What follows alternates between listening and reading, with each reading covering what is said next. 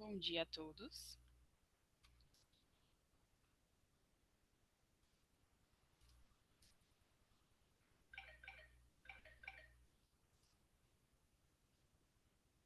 Desculpa, só um minutinho.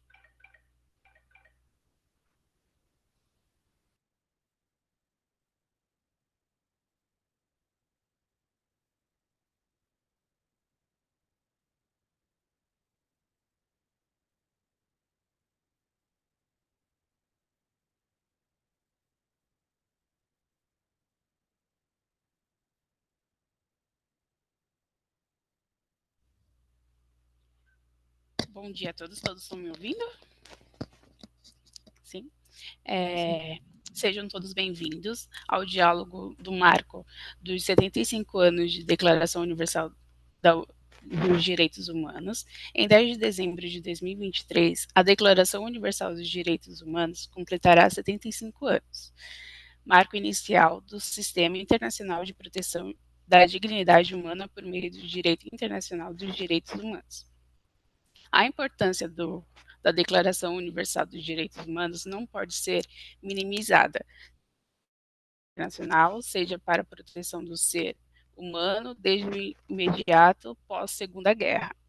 Ao longo destes 75 anos, desafios e ameaças, mudanças e avanços aos direitos humanos marcaram seu contínuo processo de construção.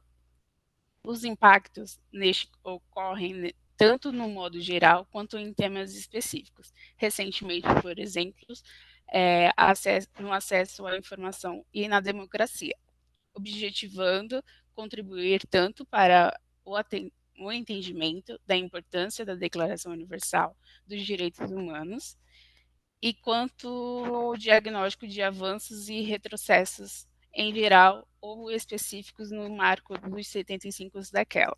O Grupo de Pesquisa de Direitos Humanos e Vulnerabilidade da Universidade Católica de Santos organiza uma série de diálogos. A série do marco de 75 anos da Declaração Universal dos Direitos Humanos envolverá 4 sessões, nas quais especialistas do Brasil e do exterior compartilharão seus conhecimentos e análises sobre as temáticas de direitos humanos, refúgio e proteção de pessoas refugiadas, desenvolvimento sustentável e desglobalização. Assim também dialogando com as agendas de pesquisa do grupo. Para conhecer todos os eventos que a universidade preparou para vocês, é só acessar eventos.unisantos.br. Antes de iniciarmos, pedimos que mantenham os microfones fechados para evitar ruídos no evento. Informamos que o chat está liberado para interações e perguntas aos nossos convidados. Fiquem à vontade para fazer perguntas e demais interações. Também disponibilizamos um formulário de presença que deverá ser preenchido até o final de cada palestra para a emissão do certificado. Para fazer a composição da mesa, contamos com a presença da organizadora do evento, a professora Liliana Gibelu, a professora e pesquisadora do Programa de Pós-Graduação Stricto Sensu em Direito da Universidade Católica de Santos, onde coordena a Cátedra Sérgio Vieira de Mello, em parceria com a Acnur, e o Grupo de Pesquisa de Direitos Humanos e Vulnerabilidade. Professora, bom dia, a palavra é sua. Bom dia, muito obrigada. Queria iniciar dando as boas-vindas à nossa série de 4 sessões para falar dos 75 anos da Declaração Universal dos Direitos Humanos. Todo mundo que trabalha na prática ou na teoria com direitos humanos sabe da importância desse marco nessa reconstrução da proteção da pessoa humana depois da Segunda Guerra Mundial. Sabe também que não há milagres, que é um construído, feito de resistências, de avanços, de lutas constantes e que precisam sempre uma atenção reforçada, porque muitas vezes a gente acha que já chegou num ponto ideal e acaba verificando retrocessos, acaba verificando ameaças às questões dos direitos humanos. Então, do ponto de vista da academia, é sempre importante estar atento a essas questões e pensar também na importância do documento. Então, trabalhar tanto no sentido de valorizar e resguardar a importância da Declaração Universal dos Direitos Humanos, mas também apontar que não há milagres e que a gente precisa seguir atento, diagnosticando novos desafios, diagnosticando também novas oportunidades. Foi nesse contexto que nós pensamos a estruturação dessa primeira mesa, uma mesa mais focada na perspectiva dos direitos humanos em si, e pensando em abordar a importância da Declaração Universal dos Direitos Humanos a partir de 3 grandes perspectivas. Por isso temos a participação da academia, a participação da sociedade civil e também a perspectiva dos direitos humanos de uma perspectiva mais institucional dentro do poder político. Para trabalhar essa temática e para compartilhar seus conhecimentos e suas análises conosco, temos, compondo a nossa mesa, Tiago Amparo, que é professor da FGV Direito e da FGV de Relações Internacionais, é bacharel em Direito pela PUC São Paulo, tem LLM em Direitos Humanos pela Central European University da Hungria e doutorado pela mesma universidade. Ele foi pesquisador visitante na Universidade de Colômbia e fez estágio de pós-doutorado na Universidade de Nova York. É colunista semanal na Folha de São Paulo e participa da Aliança Jurídica pela Equidade Racial. Foi secretário adjunto de Direitos Humanos e Cidadania na Prefeitura de São Paulo entre janeiro e maio de 2017. Ao lado do Tiago, temos a Camila Sano, que é formada em Relações Internacionais pela USP e mestre em Ciência Política pela mesma instituição. A Camila foi conselheira por 2 mandatos do Conselho Nacional de Direitos Humanos, de 2017 a 2020, e membro do Conselho Municipal de Políticas para Migrantes da cidade de São Paulo. Em 2019, recebeu da Assembleia Legislativa de São Paulo o Prêmio Beth Lobo de Direitos Humanos das Mulheres e é atualmente a diretora executiva da Conecta Direitos Humanos. Fechando o nosso painel, temos a Maria Tereza Rosa, que é psicóloga, formada pela Faculdade Dom Bosco, trabalhou na Secretaria de Estado do Trabalho, Família e Desenvolvimento Social do Paraná, na Secretaria de Estado da Justiça, Trabalho e Direitos Humanos do Paraná, e atualmente integra a Assessoria de Direitos Humanos de Curitiba, no eixo de políticas de promoção da igualdade étnico-racial. Eu não podia estar mais feliz em dar as boas-vindas a esse painel, tenho certeza que as visões serão complementares, mas também bastante analíticas e críticas desse momento de celebração dos 75 anos, mas e que em tantos desafios nós enfrentamos na perspectiva dos direitos humanos.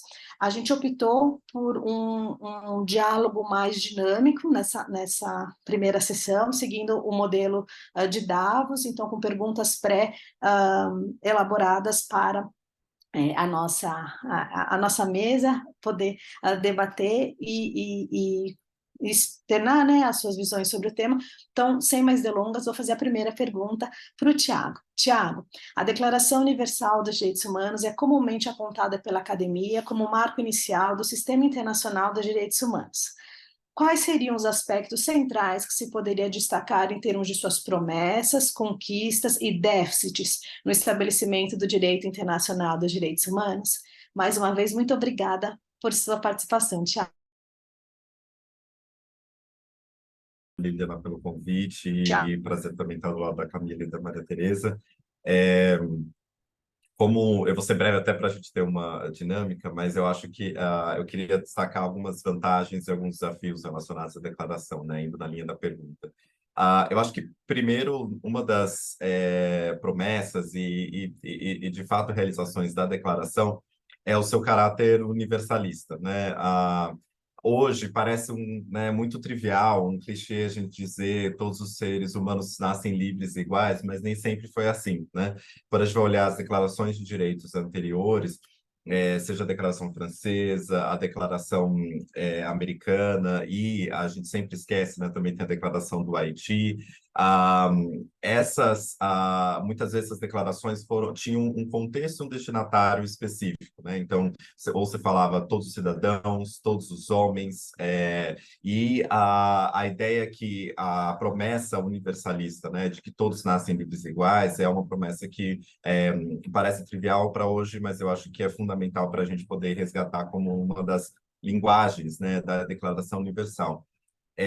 Outro aspecto da Declaração Universal em termos do que ela traz, e que são pontos positivos, ela nos direciona para um mínimo básico do que você tem de direitos no direito internacional. Então, quando você fala, por exemplo, sobre direitos que são inquestionáveis na ordem internacional, como proibição da tortura e tratamento cruel, desumano, quando a gente fala o direito de todos não serem presos de forma arbitrária, etc., a liberdade de expressão, uma série de direitos civis básicos essenciais.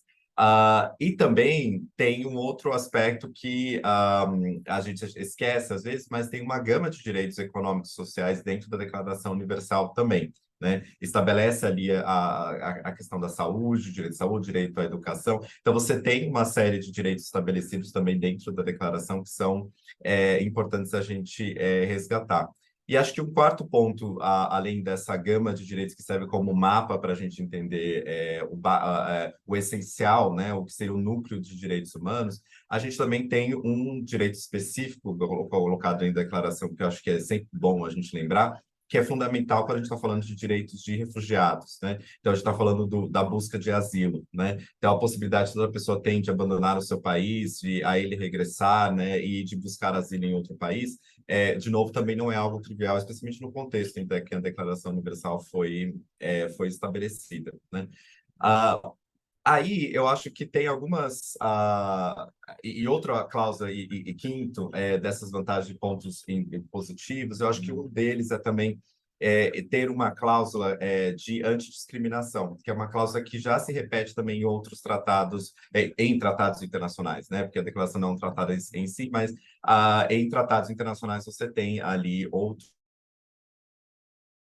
cláusulas de antidiscriminação, né? Proibir a discriminação em diferentes perspectivas, inclusive por raça, etc. Aí eu acho que a gente entra também nos desafios, né? Que é importante entender. Quando a gente vai olhar o contexto em que a Declaração Universal foi criada, era um contexto pós-guerra onde as Nações Unidas também tinha uma dificuldade que existia um colonialismo muito forte, né? Vigente no mundo.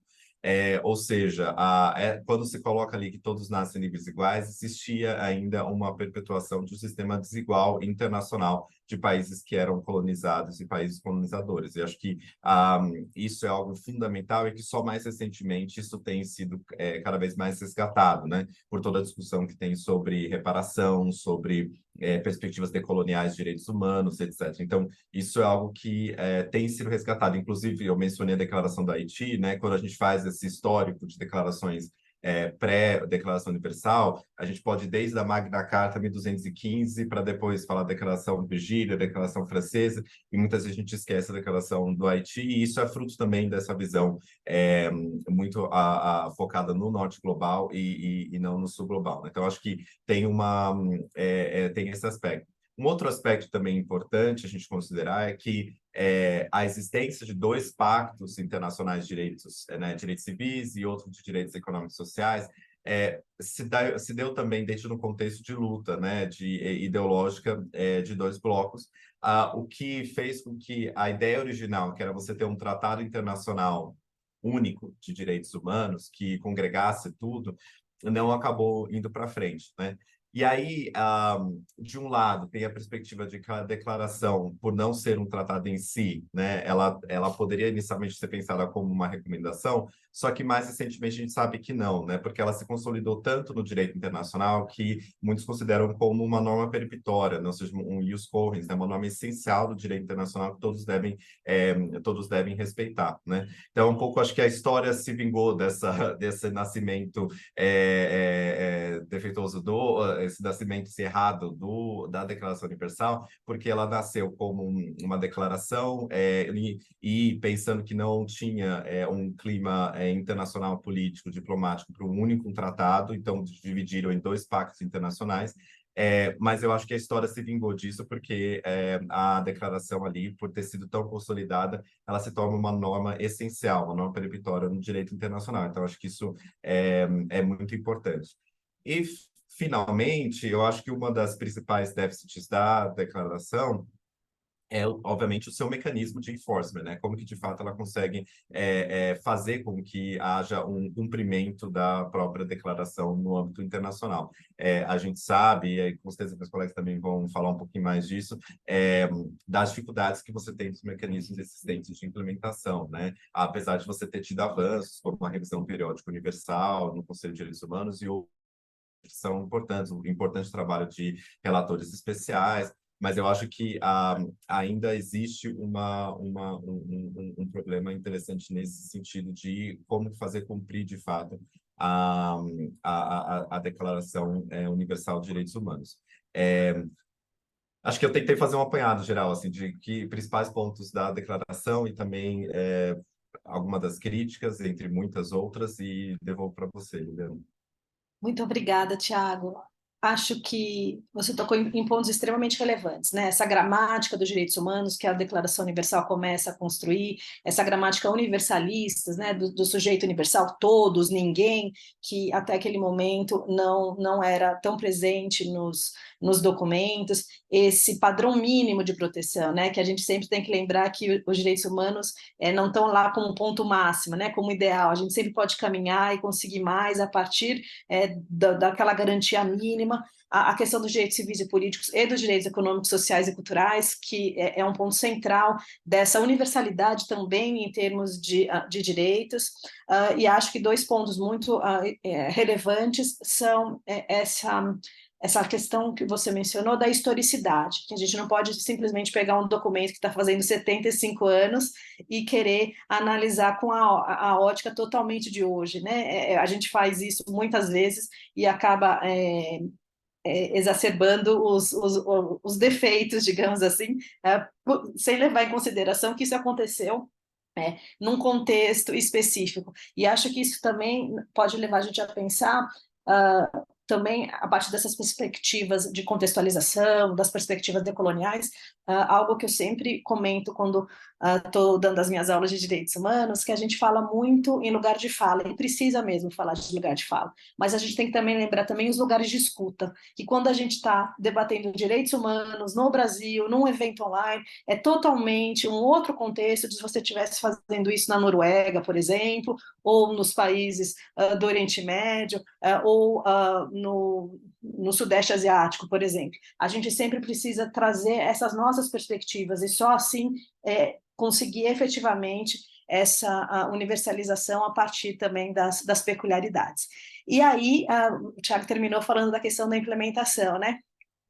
Que eu sempre também brinco, falo que apesar dos direitos humanos não serem tão positivistas, né, a gente tem sempre aquela base no naturalismo, que a lição do positivista Bobbio continua, né, que na verdade a gente está agora com problemas de proteger os direitos humanos, e que a gente precisa pensar nessa questão da implementação. Então, nesse sentido, já vou passar a pergunta para a Camila.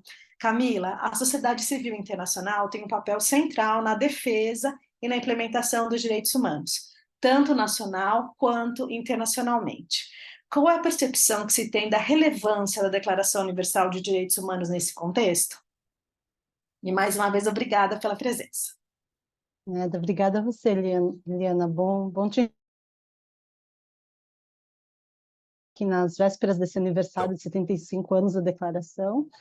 Também é muito legal poder estar aqui com Maria Tereza, com o Thiago e com o pessoal aqui que está acompanhando, que depois vai assistir quando estiver gravada também, né? Acho que são, assim, perguntas difíceis. Eu fiquei aqui pensando muito, né, um pouco na relevância para pessoas que querem nessa ideia do colocar a mão na massa, né? Então, se a gente está olhando para esse mundo, vendo tantas injustiças, tantas coisas que fazem com que esse mundo reproduza violências, reproduza discriminações, eu acho que são para essas pessoas que essa declaração ela pode ter uma relevância. E acho que principalmente porque ela vai fazer o quê? Ela é uma declaração, é um texto normativo jurídico, né? Estou aqui com pessoas do direito, eu não sou do direito, mas fui aprendendo ao longo desses vários anos que é muito necessário ter uma fonte que tenha um reconhecimento amplo, um reconhecimento político-social, mas também um reconhecimento jurídico, aí um peso realmente perante, né, a chamada normativa internacional, que dê as bases do que estamos falando, né? E acho que a declaração ela cumpre isso. Então, lá em 48, quando isso parecia ainda impossível, né? O sonho de, de acordos internacionais sob um guarda-chuva de uma organização internacional, né? Então, as Nações Unidas, elas são de pouquinho antes da declaração. As Nações Unidas vão vir ali em 45 para a declaração ela ser efetivada e adotada em dezembro, né, 10 de dezembro de 1948, que aí vem a data do aniversário do Dia Internacional dos Direitos Humanos. Mas que houve um possível consenso, e esse consenso, essa fonte, ela vai justamente orientar aquelas pessoas, eu acho que nós quatro estamos nessa, mas muitas pessoas mais, que querem fazer algo diante desse mundo que reproduz violência, discriminação e desigualdades. E aí, nesse sentido, a declaração ela é justamente o piso mínimo. Eu acho muito interessante que todo mundo que falou aqui já falou sobre isso, né? Porque às vezes a gente fala, nossa, a Declaração Universal é esse ideal, é onde nós queremos chegar como sociedade. Que utopia se vivêssemos uma sociedade em que todos os artigos fossem vividos. Não, assim, eu quero uma utopia muito mais do que essa, porque a declaração ela é aquele mínimo do mínimo do mínimo do mínimo para se garantir a dignidade das pessoas. E ainda com muitas falhas, né? Acho que o Thiago ressaltou, ela é fruto de um tempo e ela é fruto de uma negociação política. Então, tem aspectos que não estão presentes na declaração, porque naquele momento as discussões políticas, os acordos possíveis não permitiram que ela avançasse. Então, é mais um exemplo de por que ela não é o meu ideal de sociedade, mas ela é um mínimo que sem aquilo a gente está muito longe, né, de uma sociedade que seja justa. Então, ela não é um teto. Acho que esse é um ponto bem importante de dizer da relevância dela, mas é bom que a gente tenha um mínimo, porque hoje a gente está vendo que a gente está abaixo desse mínimo. Então, que é ainda mais necessário fazer trabalhos e atuações, né, e proteger pessoas que estão acho que uma outra relevância, inclusive, que ajuda muito as pessoas que queiram se envolver de diversas formas, seja trabalhando numa organização que se dedica a direitos humanos, como a Conectas, seja em coletivos dentro de universidades, como vocês aí na Universidade Católica, ou grupos de bairro, ou pessoas individualmente que queiram se engajar, ajuda muito a entender de quem, né, para quem estamos fazendo esse trabalho. E a declaração ela já abre, né, no seu artigo 1º, falando que todos os seres humanos nascem livres, iguais em dignidades e direitos. Então, essa é a base do chamado universalismo de direitos humanos, que o Thiago já versou super bem aqui, e aí soma-se isso, né, Thiago, a ideia também do que os direitos humanos são inalienáveis. Eu lembro lá atrás, quando comecei a trabalhar com direitos humanos, eu ficava, mas o que é essa palavra? E eu ia entender, mas assim, basicamente algo que é inerente à condição do ser humano e que você não pode, ninguém pode retirar, ninguém, nenhuma pessoa e nenhum poder como um Estado ou governo pode retirar esses direitos de alguém. Então, é realmente essa ideia de que a fonte dos direitos humanos, eu tenho direitos humanos não é porque eu sou brasileira, não é porque eu sou mulher, não é porque eu tenho uma condição socioeconômica X ou Y, mas é porque eu sou um ser humano. E também de que ninguém pode, ao retirar minha nacionalidade, ao negar a minha autodeterminação de gênero, ou ao me classificar em termos socioeconômicos, que com isso eu possa ter menos ou mais direitos, né? Então, realmente, essa fonte ajuda a ter como base para esse trabalho.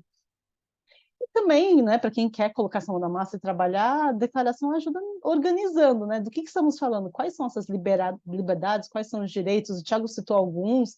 Eu acho que é interessante aqui a gente lembrar, porque tem alguns que são conhecidos e famosos, né? Então, a liberdade de expressão, a não ser torturado, mas tem outros que acabam ficando esquecidos e que, de fato, eles estão ali como em pé de igualdade, aí também, né, invocando aqui os outros critérios que são comumente atribuídos aos direitos humanos, que eles são interdependentes, indivisíveis, então eles estão em pé de igualdade com esses que são mais famosos, né, como o direito à vida, tudo.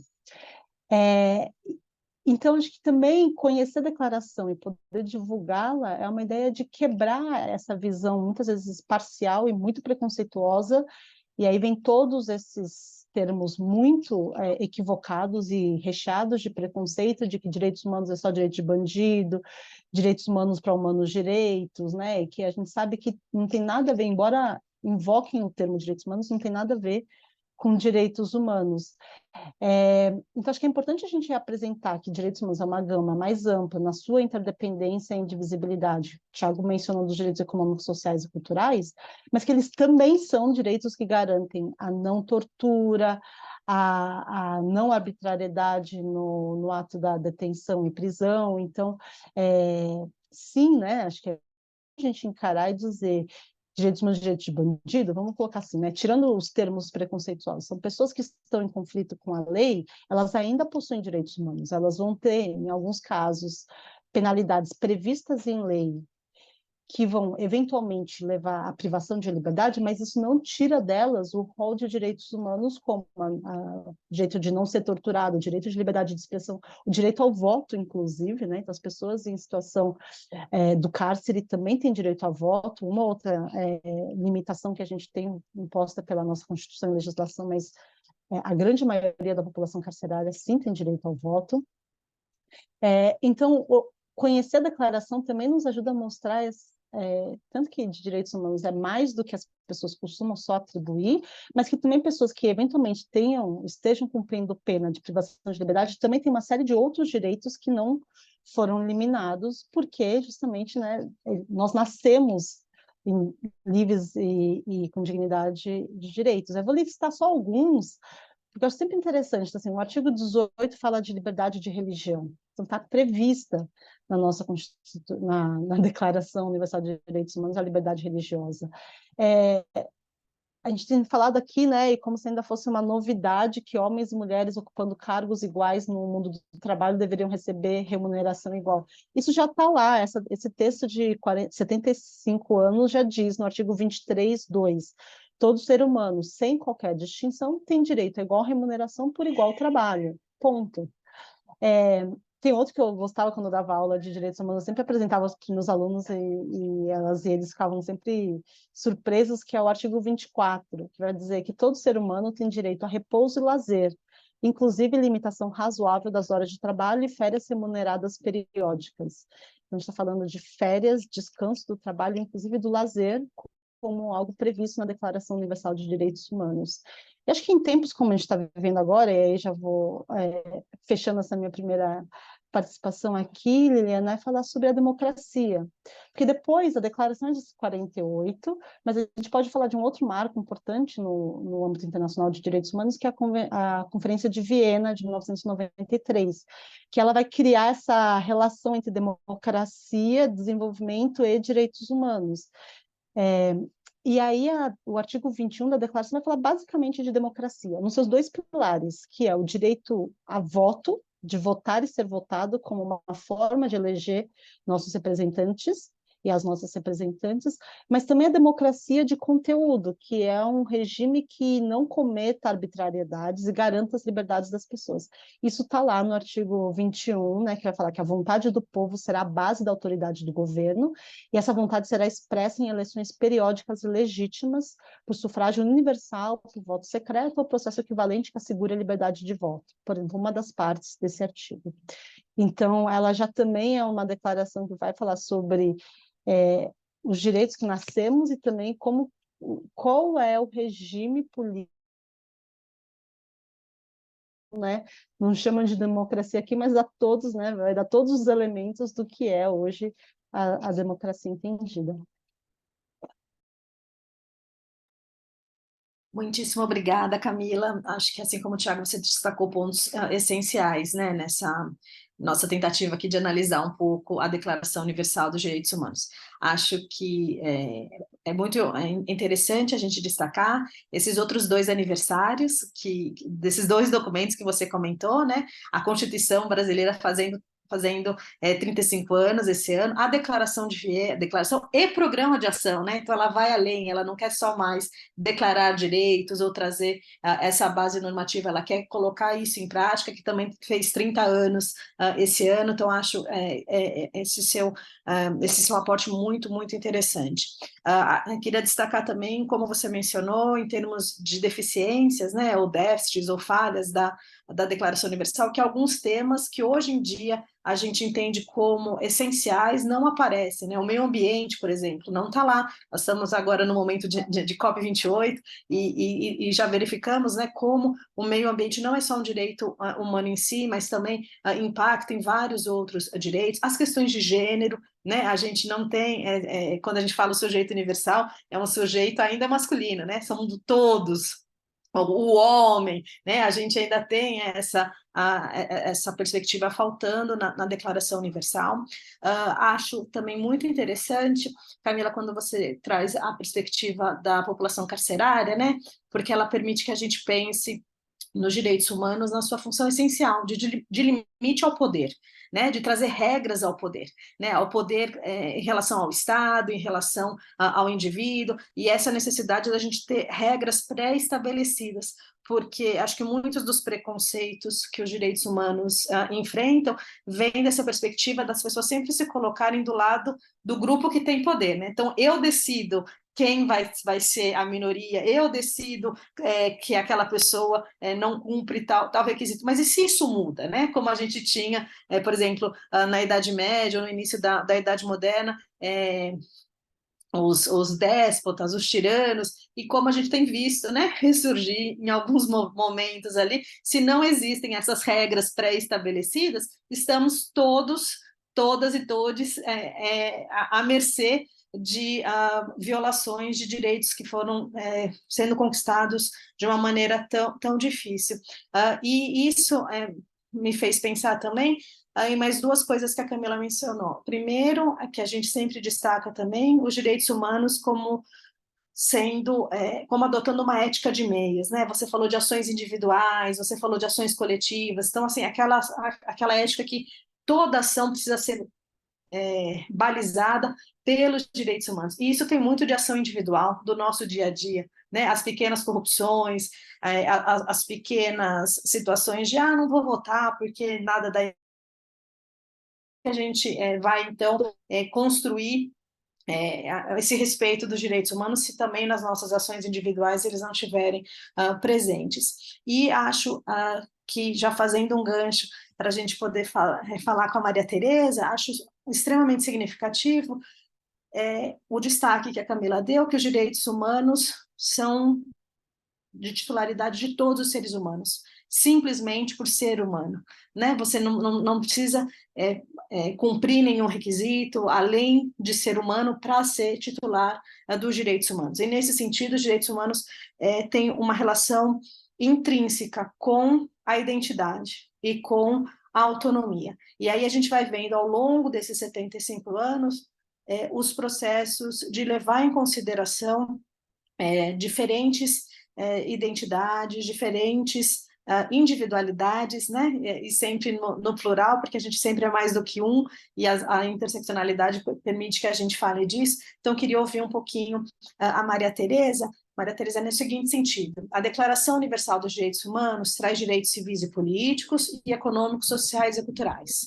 Além disso, destaca a universalidade da titularidade dos direitos humanos.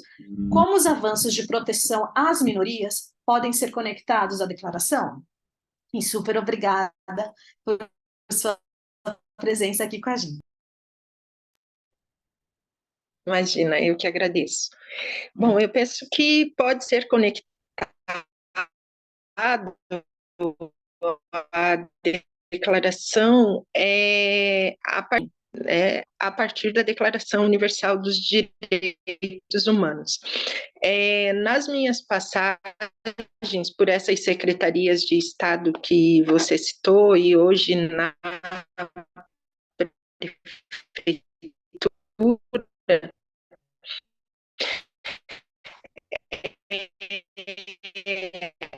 a gente atua muito são estruturantes, né, desses preceitos que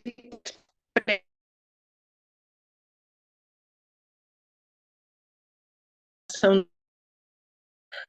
do Oriente Médio, sírios, em função das diferentes situações internacionais que aconteceram, houve também, em paralelo, essa em conta do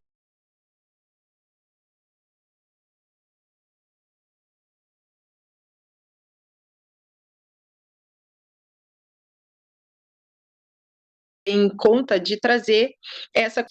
Curitiba estruturou um departamento de direitos humanos muito recentemente, desde 2019, que é onde hoje eu atuo na política de promoção da igualdade étnico-racial.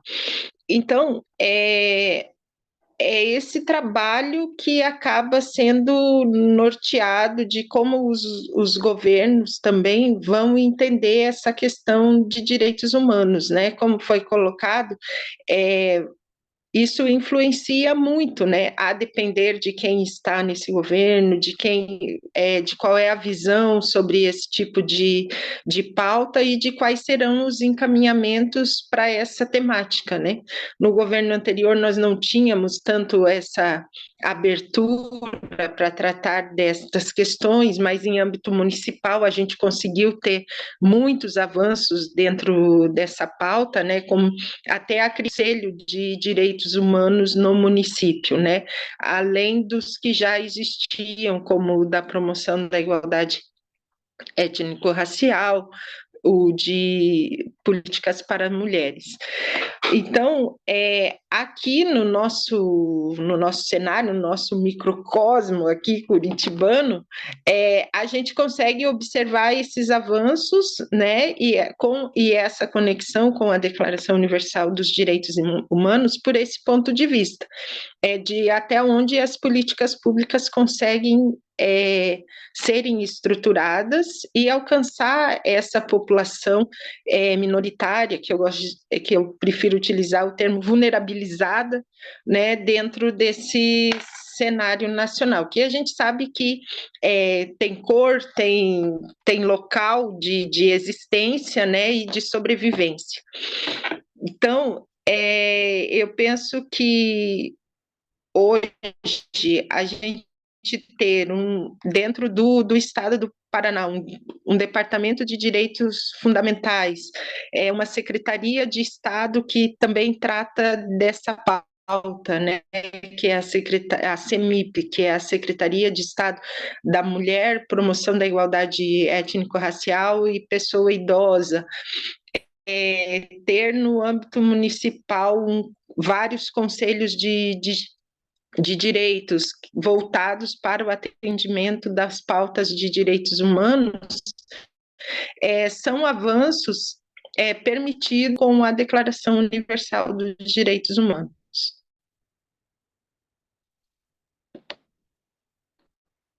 Muitíssimo obrigada, Maria Tereza. Acho que se a gente for sintetizar, né, a sua fala em uma só, eu acho que seria uma frase no sentido de colocar os princípios da declaração em ação, né, e verificar como eles precisam ser, às vezes, adaptados para efetivamente garantir essa universalidade dos titulares.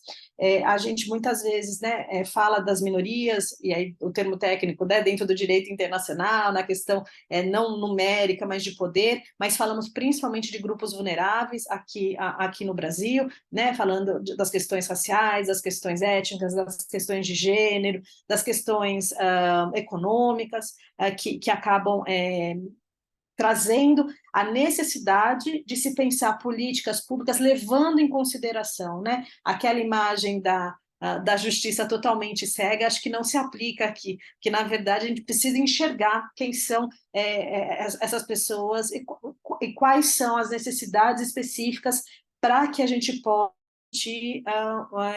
que todos tenham direito, porque se é muito bonito, né? A gente falar que todos nascem livres e iguais em dignidade e direito. E aí a gente pode simplesmente cruzar os braços, se todo mundo nasce livre igual, já está tudo feito e a gente não precisa trabalhar para nada disso. Na verdade, a gente sabe que não é isso, né? Que as diferenças, inclusive de oportunidades, acabam trazendo essa necessidade de se adaptar a políticas públicas e de se levar em consideração as diferentes identidades para que efetivamente a gente tenha direitos humanos para todos os seres humanos, porque senão fica só no papel e você acaba perpetuando desigualdades e perpetuando essa diferença de poder que acaba invisibilizando e violando os direitos das minorias.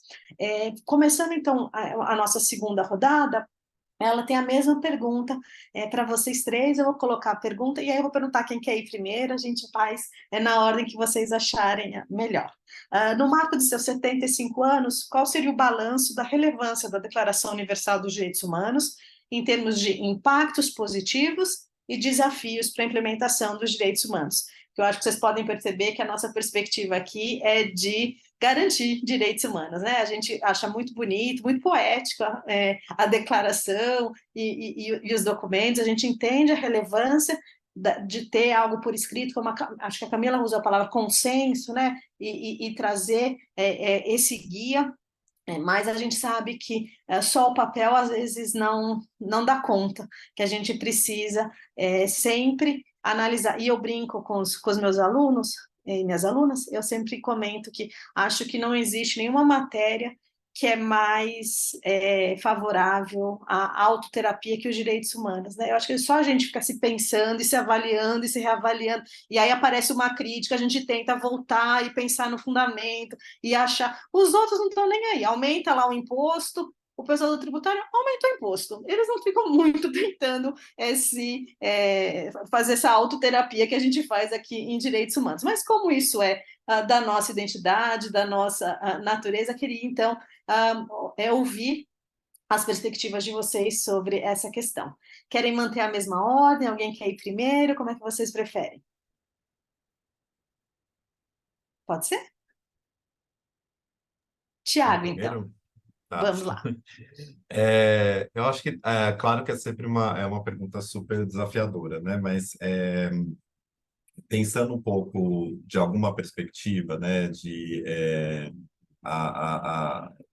avanços que a gente vê de impactos da declaração mais recentemente, eu acho que um deles e eu concordo com a Camila, né, quando ela disse que, olha, a gente não está nem conseguindo fazer o mínimo, né, que está sendo colocado, mas eu acho que a declaração se tornou uma linguagem de protesto, de reivindicação, muito importante, né? Especialmente quando a gente está falando em contextos onde você não tem garantias de direitos humanos, quando está falando de contextos onde você não tem tratados internacionais que levem em consideração direitos humanos, regimes mais autoritários, a linguagem da Declaração Universal ela tem sido utilizada como uma linguagem de protesto.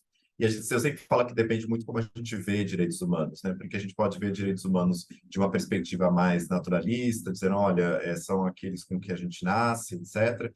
E a gente nunca pode esquecer que, claro que existe a crítica da Hannah Arendt, quando ela vai falar que, olha, se nem em contextos, né, dos refugiados, por exemplo, que são seres humanos sem uma comunidade política que possa os proteger, né? E nessas circunstâncias que é onde o direitos humanos deveria ser mais visível, ele não é, né? Porque você precisa ter instâncias de implementação. Mas também dá para olhar direitos humanos como uma linguagem de protesto, né? Ou seja, de reivindicação. E eu acho que a declaração ela se tornou muito evidente com relação a isso. E acho que um outro ponto, para escutar meus colegas, como que esse mínimo colocado ali há 75 anos na declaração como ele também pode ser conectado com demandas atuais, né? E acho que, por exemplo, a gente pensa sobre a crise climática, né? Quando a gente olha a questão da emergência climática a partir da perspectiva de direitos humanos, muitos direitos que estão ali colocados na declaração são resgatados para a gente entender como que esses direitos podem ser implementados num contexto desafiador como, e o que eles nos dizem, né? Então, quando a gente fala sobre injustiça climática, racismo climático, por exemplo, né? E a gente resgata a questão da antidiscriminação. Quando a gente vai falar sobre saúde, etc., a gente resgata sobre os direitos econômicos e sociais que estão garantidos ou desafios mais recentes, como a questão da precarização do trabalho, que a Organização Internacional do Trabalho tem trabalhado, né, tem atuado, e como que esses direitos, né, que foram colocados ali também pela Camila do lazer, etc., como eles se aplicam num contexto de profunda desigualdade que a gente tem hoje. Então, eu destacaria esses dois aspectos. Um, que é uma linguagem de reivindicação, especialmente em regimes autoritários, onde você não tem outras ferramentas para reivindicar. E eu acho que também a tradução desses direitos para lidar com questões emergentes de hoje, né? Que eu acho que é fundamental também olhar para essas questões como precarização do trabalho, como uma crise climática, a partir da perspectiva de direitos humanos. Obrigada, Tiago. Camila? Obrigada, né? Concordo totalmente com os pontos que o Thiago trouxe. E eu sei que a pergunta falava de impactos positivos e desafios, mas eu acho que está nos desafios, né? Para a gente também ir se desafiando. Acho que impactos positivos, a gente tem para mim é sempre muito surpreendente que houve esse consenso lá em 48, já no, né, numa dinâmica de Guerra Fria, num pós-guerra, mas enfim. A fundadora da Conectas, a Malak Popovic, ela sempre fala, a gente questiona muito esse local onde a declaração foi possível ser negociada, e é a guardiã da declaração, né, a Organização das Nações Unidas. E aí, toda vez que a gente vê situações como hoje, a gente está vendo, né, em Gaza, fala, bom, mas para que serve a ONU? E a Malak sempre dizia para a gente, diz ainda, bom, se estava ruim, imagina, se está ruim com a ONU, imagina sem ela. Então, acho que esse pode ser um impacto positivo, um pouco tímido, mas de fato ela cria esse consenso possível e um pouco mais de racionalidade e humanidade, né, no mundo. Mas eu queria falar dos desafios mesmo. Acho que tem um desafio que é histórico e que ele, acho que finalmente está chegando assim a uma situação insustentável e que agora acho que estamos vendo ações mais energéticas acontecendo com relação a esse desafio histórico, e um outro que é um desafio, acho que do nosso tempo hoje. Né? Então, esse desafio histórico é o combate ao racismo. Então, a Declaração Universal de Direitos Humanos, ela é uma letra morta numa sociedade, num mundo racista. Então, nenhum daqueles direitos todos previstos, eles vão ser possíveis numa sociedade em que aplica tratamentos diferenciados nos mais diversos nos mais diversos aspectos da vida, no âmbito do trabalho, no âmbito da educação, no âmbito da forma como o agente policial trata você ou não, se o sistema prisional vai te colocar para dentro ou para fora dele, na lógica racista da nossa sociedade e do mundo, né? Então, acho que esse é um ponto fundamental. Então, sem enfrentar o racismo, a gente não tem como promover a Declaração Universal de Direitos Humanos. E acho que como um desafio do momento de hoje, ele não é só de hoje, mas acho que hoje ele está muito intensificado, é a atuação da extrema-direita global. E acho que aqui tem desafios que eu espero que vocês da academia, por favor, ajudem, achem uma resposta. Porque, assim, tem questões de necessidade, por exemplo, diante do que é uma dinâmica hoje, de uma disseminação de desinformação e discurso de ódio. Qual é a concepção do nosso artigo 19 da liberdade de expressão, conforme diz a Declaração Universal? Porque muitos dos que promovem de forma criminosa a desinformação, né, desinformação sobre vacina, desinformação sobre o sistema eleitoral, desinformação sobre tantas questões básicas, aqueles que promovem o discurso de ódio se ancoram dizendo a minha liberdade de expressão. Então, Um dos pontos que acho que é um desafio para hoje é não sei se é uma atualização do entendimento ou, de fato, uma compreensão desde o início de o que é a liberdade de expressão frente a vários outros direitos que nós temos, né? Então, acho que esse já é um aspecto. Mas não é só a liberdade de expressão que está sendo, de alguma forma, capturada por grupos que são grupos autoritários e grupos antidireitos, né? Então, essa chamada gramática dos direitos humanos, né? Eu lembro também da Conectas falava muito isso, a gramática dos direitos humanos. Eu achava que era uma gramática própria, que você só pode usar essa gramática se você está falando de respeito às diferenças, de garantia da dignidade das pessoas, mas não, essa gramática ela também está sendo usada para negar direito a outros grupos, né? Então, a liberdade de expressão é um exemplo disso, mas quando você fala também de todo esse ataque às pessoas trans, muitas das pessoas que tentam, de alguma forma, justificar a negação de direito a pessoas trans vão se ancorar também numa lógica de direitos e garantias de liberdade da sua família, né? Que normalmente costuma ser reivindicada. Ou a própria questão da consciência ou da religião, como também sendo a liberdade religiosa, eu mencionei na minha primeira participação aqui, né? Mas ela não vai ser uma fonte para você negar direitos a outras pessoas, muito menos negar religiões, expressões religiosas para outras pessoas. Mas essa gramática dos direitos humanos está cada vez mais sendo usada por grupos autoritários, grupos contrários a direitos, grupos que realmente não reconhecem o direito de todas, todos e todes, né? E aí, eu acho que um último desafio é essa declaração universal, ela está acontecendo na prática em espaços multilaterais que estão negociando mais direitos, né? Então, o Thiago menciona a questão da crise climática, onde está se discutindo outros temas. Acho que um tema que aí para o mundo das migrações e do refúgio é fundamental a gente discutir, que é a questão dos refugiados climáticos, está certo, não está certo usar esses termos.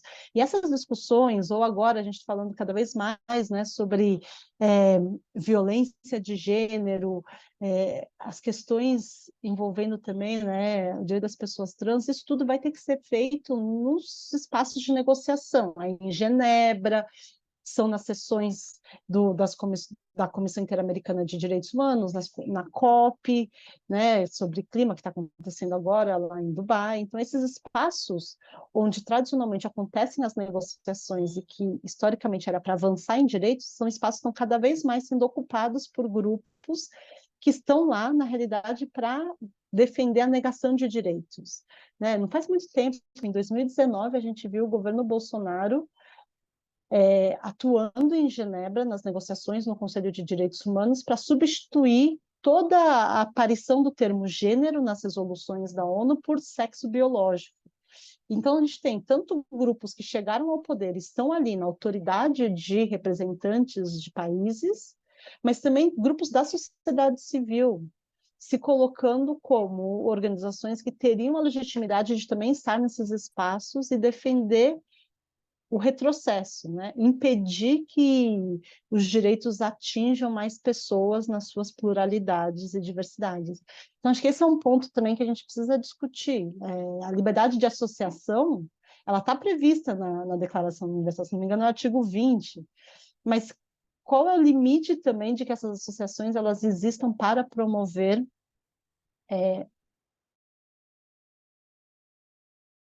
o tratamento discriminatório, né? Então, acho que temos aí o desafio histórico, que é uma impossível convivência entre o racismo e os artigos da declaração, e esse desafio que acho que é o desafio do nosso momento, que é essa ascensão e penetração da extrema-direita em vários espaços e apropriação, seja da gramática de direitos humanos, mas também uma ocupação de espaços onde, teoricamente, a gente estaria detalhando mais, né, Thiago, avançando mais na normativa internacional de direitos humanos. Muito obrigada, Camila. Maria Tereza? Eu penso que também acho que o ponto positivo da declaração foi conseguir reunir, né, nesses artigos aí uma gama grande de direitos, né, para todos, mas que ainda tem como desafio, né, juntar quem são de fato esses todos, porque como a Camila coloca, a questão do racismo ela realmente é incompatível com a Declaração dos Direitos Humanos, e ainda mais no tempo que a gente vive hoje, onde as pessoas buscam cada vez mais por seus direitos, por seu espaço na sociedade, por poder se colocar de uma forma ativa, e acho que trazendo um pouco para a minha área de atuação, que é a psicologia, o impacto que isso tem na saúde mental das pessoas, né?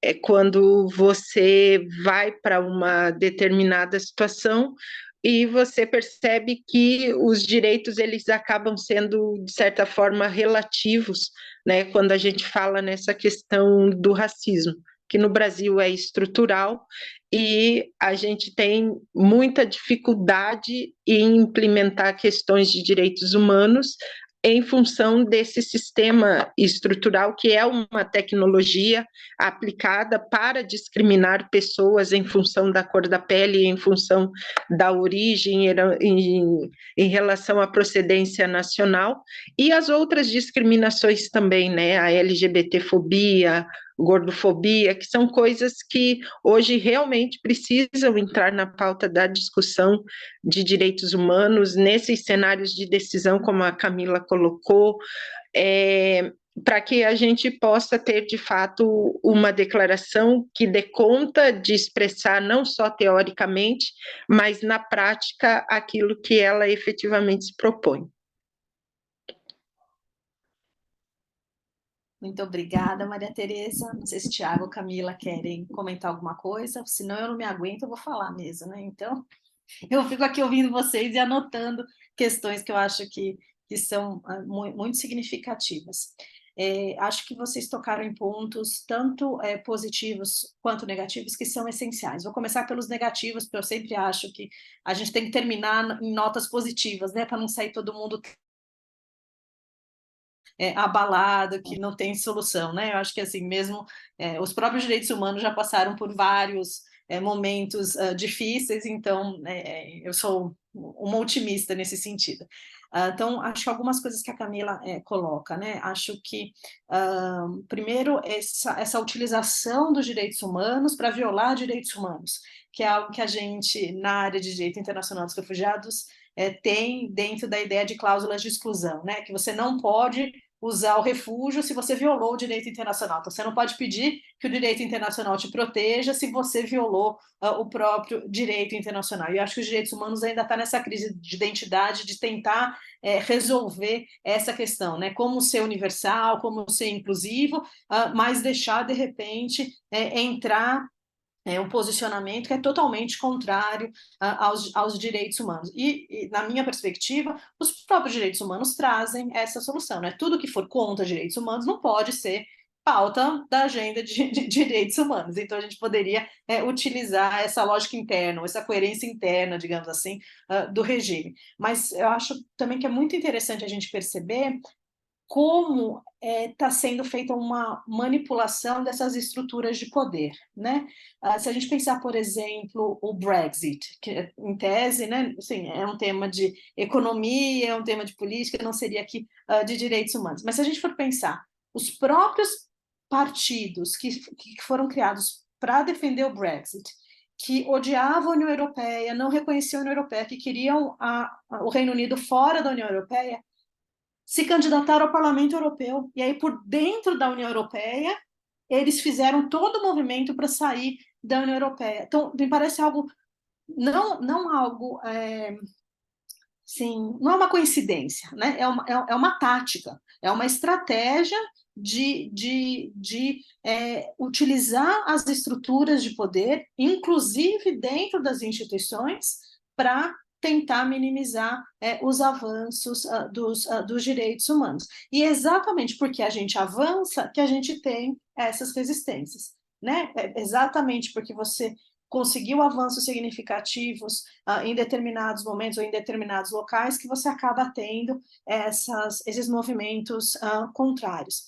E essa estrutura de poder me leva também ao que a Maria Tereza estava colocando, e que Camila e que Tiago colocaram também, né? Então, todas essas questões de racismo, machismo, misoginia, a própria pobreza, questões de aparofobia, todas essas estruturas que a gente precisa levar em consideração para que a igualdade seja as duas coisas, né? Seja isonomia, mas seja equidade. Porque eu acho que a gente fica muito focado na isonomia e esquece dessa outra parte essencial da igualdade.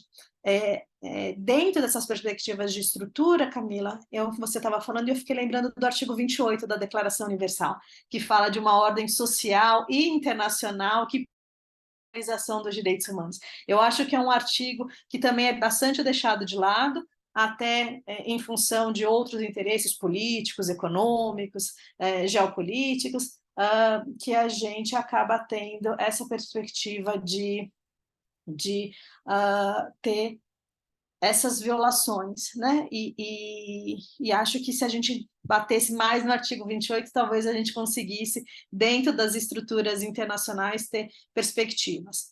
Acho que divulgar direitos humanos e teoria geral dos direitos humanos é essencial para as pessoas lembrarem que eles não são absolutos, porque se fossem absolutos, como é que você resolve choque entre eles? Né? Então, a liberdade de expressão não é um direito divino, consagrado, no topo da hierarquia, que não tem nenhum tipo de limite. E o limite é o próprio direito. Né? Se você usa a liberdade de expressão para cometer crime, para violar direitos humanos, você não pode recorrer aos direitos humanos como a base da sua argumentação. Volta para aquela questão da coerência interna e da lógica, né, mesmo interna.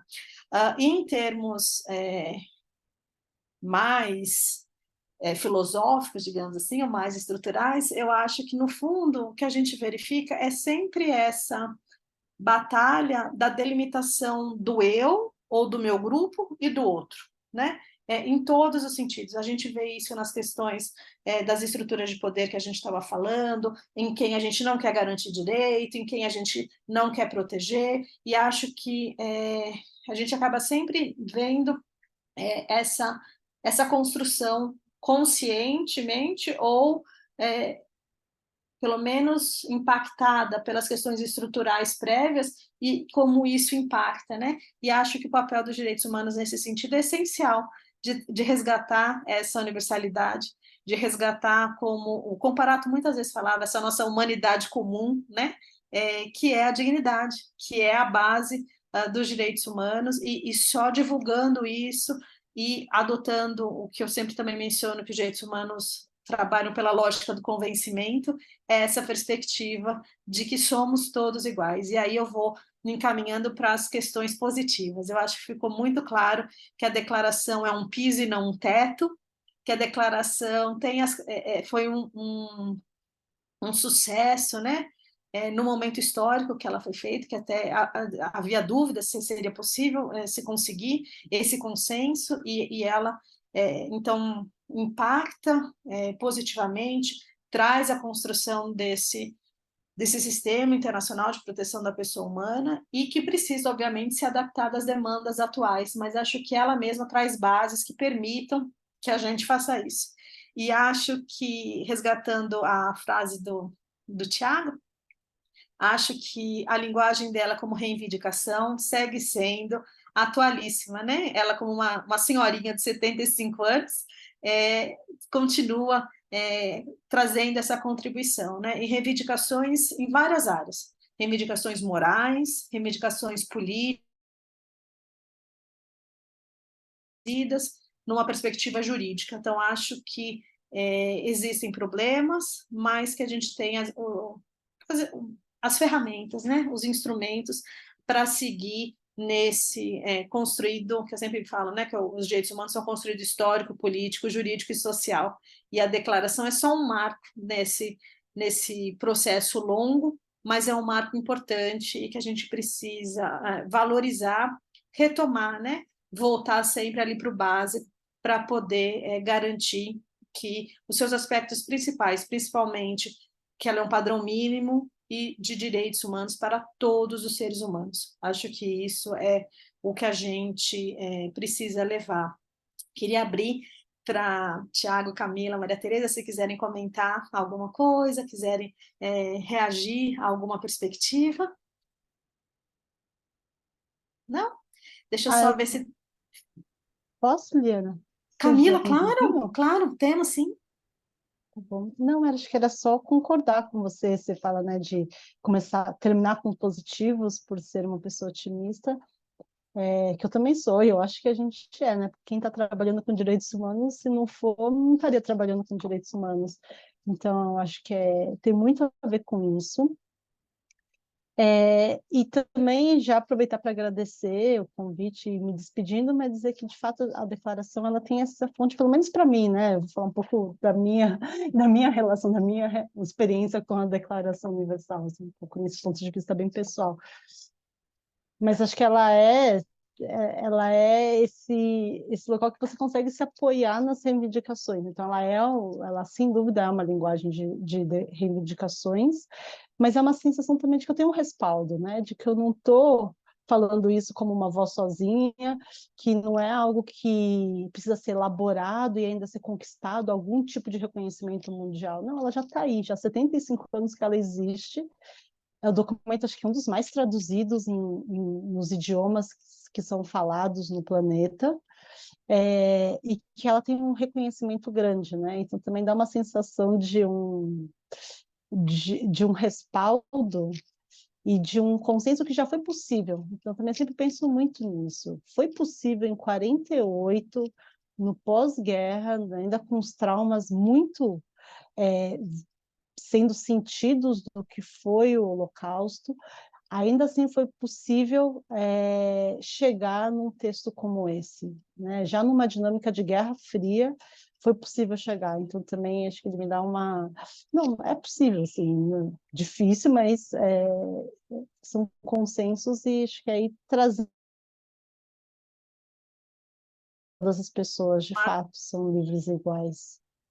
Então, mas eu queria agradecer o convite.